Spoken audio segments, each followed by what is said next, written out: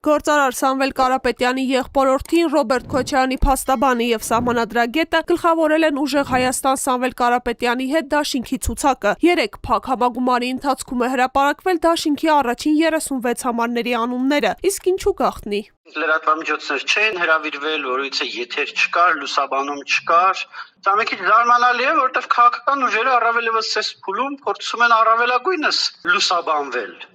Եվ հակառակ ցանկությունը մի քիչ անհասկանալի է։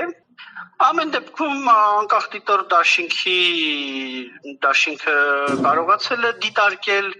համագումարին տեղի ունեցած ամեն ինչ մեզ հայտնի է։